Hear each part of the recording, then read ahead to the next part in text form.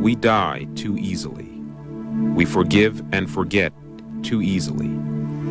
Gentle and refined people, aren't we? We'll make good communists if someone deals with the fascists for us.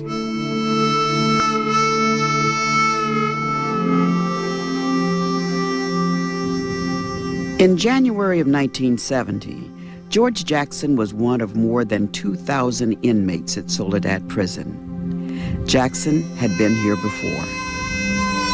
Located 100 miles south of San Francisco, the prison was in the heart of the fertile Salinas Valley, the Salad Bowl of America, the place where famed author John Steinbeck wrote eloquently of the dispossessed. When Soledad opened in 1951, it was the model for the California prison system, a showplace for reform. By the next decade, that hope had vanished.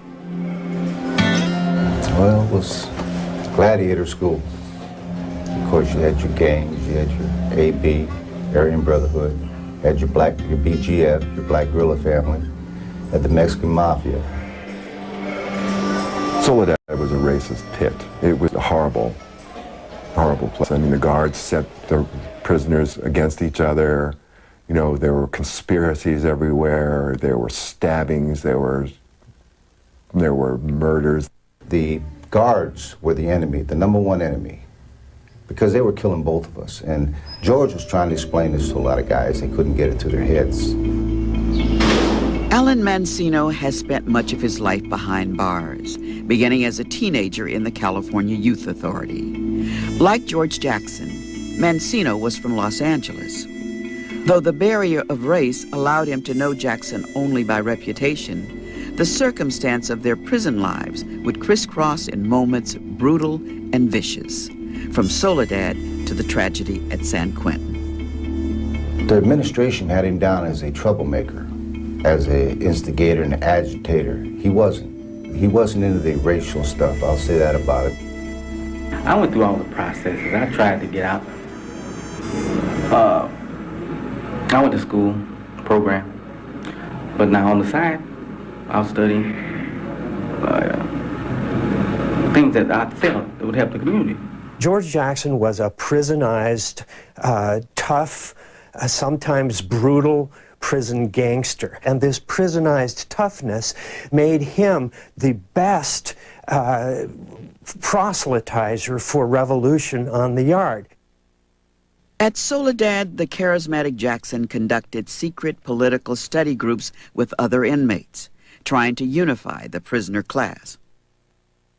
He was an internationalist. He identified with international communist solidarity. And one of the projects he took on was that of transforming those who were behind bars, to move away from what he called a criminal mentality to a revolutionary mentality. And then he had the capabilities of mobilizing everybody. You know, if he said, hey, we're going to do this here, we do this here. And then when they saw this kind of power that could come from one person, naturally they feared that.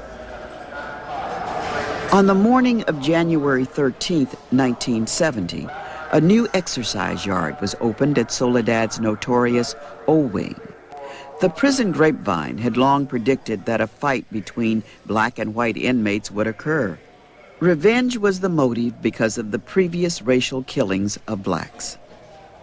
I would say the majority of people in Soledad knew that when the new exercise yard was open, that there would be a fight out there.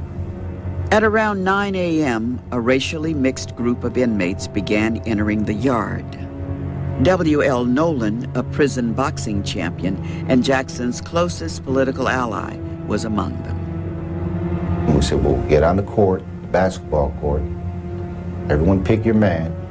When everyone's set, then we'll do it. The guard in the tower was O.G. Miller, white, 51 years old, known to be an expert with a rifle. Miller's background was similar to that of other guards. Ex-military, from a southern state, known to inmates as a racist. He was going to shoot somebody black. If it was a fight out there on the yard or somewhere, he wasn't going to shoot his kind. He was going to shoot the other guy. The fight started when Nolan threw the first punch at a white inmate. Others quickly joined the battle. But as soon as they started scuffling, shots rang out. Without warning, Officer Miller fired his weapon at the inmates. Nolan was the first one shot. He was shot through the chest on the first bullet off of a .30 caliber, very high-powered rifle. He was shot right in the heart. It was straight up murder. A second, then a third shot fired, hitting 2 other black inmates. Both would bleed to death. A white inmate had also been wounded. And even Billy Harris, the one who really hated blacks, said that we thought we were just going to fight, nobody really get killed. We get, maybe some bruises and head bashing, but that'd be it. 3 days later, on January 16th, the Monterey County Grand Jury ruled the killings justifiable homicide. There was just a thickness of anger and a sense of injustice that had occurred. You just didn't kill us like that. And then dudes were saying like, damn, we dying, why are we dying by ourselves? And that was the attitude that everybody, Not long after the ruling had been announced, outrage turned into retribution. At around 6:30 p.m., 26-year-old guard John Mills was beaten and thrown from the top tier of Y Wing. Absolutely in the wrong place at the wrong time. A lot of people were glad. A lot of people were glad, white and black. Mills was killed not because he was Mills, it was because he was a guard, to pay back for the Opie Miller shooting. There was a note left on him. 1 down, 2 to go. That was stated really clearly. According to prison authorities, there were inmates black and white who witnessed the killing of Officer Mills. And the thing that killed me was them saying that they could hear Mills's keys jangling in the air as he fell or was thrown from the 3rd tier down to the bottom. George Jackson, Fleta Drumgo, and John Clouchet became the primary suspects in the killing of Officer Mills. Clouchet denied any involvement. So you were not involved in the assault or killing of John Mills? No. Did you see anyone assault or kill John Mills? No. Do you know if George Jackson, in fact, killed John Mills? No. Jackson, however, was a marked man. According to Alan Mancino, prison guards took him to a secret meeting. They believed Mancino was an assassin for the Aryan Brotherhood. They wanted me to take out George Jackson. They was going to open the cell up and open his cell up at the same time. And they wanted me to take him out.